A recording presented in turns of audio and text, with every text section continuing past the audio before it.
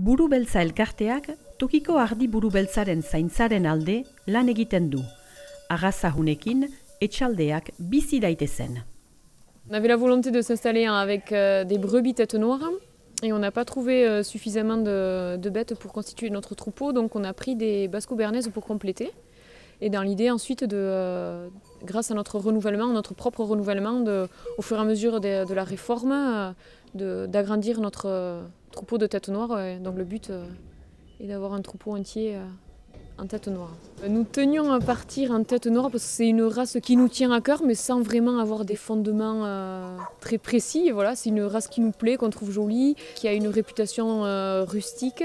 On n'a pas envie d'avoir des brebis super laitières qui, dès qu'il y a une semaine de mauvais temps, chutent. Voilà, donc nous, voilà, ce qu'on mettrait sous le terme de rusticité, ce serait des brebis constantes dans le lait malgré les aléas climatiques. La tête noire est aussi réputée pour faire des agneaux assez facilement, qui ont besoin d'être moins soutenus et moins guidés. Donc une facilité de travail aussi au niveau de l'agnelage.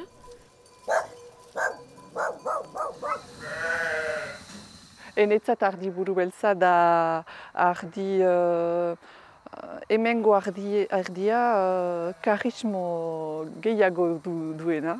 Hemengo arraza ere gutxi ikusten dena, azkenean, gutxi emaiten duelako, baina ara ere gutxi galdutzen duena.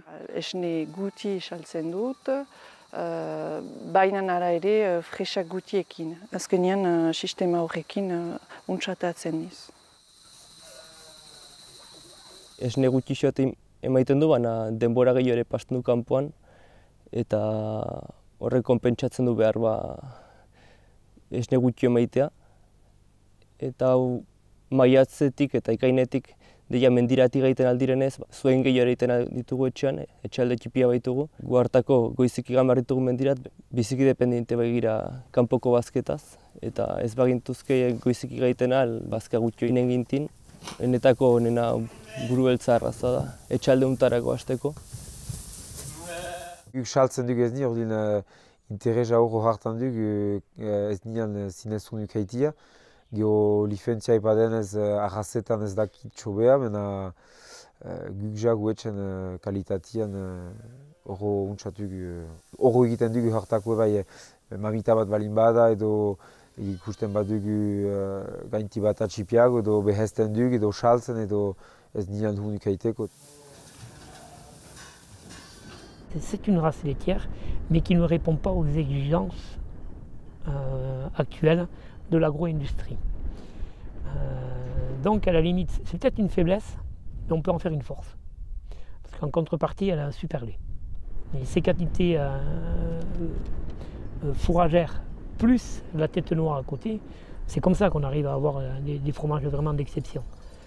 Mais c'est tout à fait jouable de construire un revenu avec un troupeau laitier, 2 têtes noires, mais en valorisant correctement les qualités de la race et puis les qualités des milieux dans lesquels on pourra évoluer.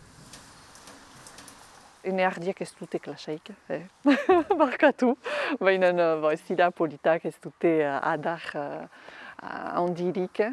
Eta frutitzen niz pixkat, hortaz, guai hartio. Nik bereziki hautatzen ditut marroak inguruko etxaldeetan zentroaren bidez. Pixkat esne gehiago egiteko. Lan puskat iten albalitz genetikan ardi horiekin atxikiz klasa hori denen ametxalitaike, eta hori entxatuko gira. Eta egiazko buru beltza hori da, baina gero etxalde bakotxak ikusi behar du ere nola harri batzen den. Eta ni mementuan ez niz bizitzen al klasa ederreko ardiekin. Ardi kontrolan izati eta ukaiteko adar eder eta ezne aski eta denen ukaiteko ez da betik aiza.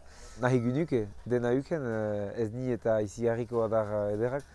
Baina gaitzago da ez peita hatxarretik hartuk izan, ez da bankako eta aldudeko bertropak ukaiten ahal, ez da teksekula ahal ez dut uste. Bena guke isatzen duk gehuak eta hobeki eta gerrago ukaiti arditxaldua. Partout où on est parti sur l'esthétique à mettre en avant, Si on prend les poules, la volaille, les cochons ou d'autres races comme ça, à un moment donné, on arrive justement à cette limite. Si elle n'a plus aucun intérêt économique, elle est délaissée, elle disparaît. Il ne faut pas faire n'importe quoi, d'accord, sur le plan esthétique, mais il ne faut pas faire n'importe quoi non plus sur la valorisation des produits qu'on peut en tirer. Et de la viande et du lait. Ça, c'est quelque chose qu'il faut qu'on arrive à garder en mémoire. On ne peut pas tout avoir. Mais ce n'est pas une raison non plus pour aller sur un critère au détriment de l'autre. C'est un équilibre qu'il faut qu'on arrive à trouver. Il n'y a pas 36 manières de faire. Il faut trouver un intérêt collectif entre les uns et les autres si on veut garder cette race encore vivante.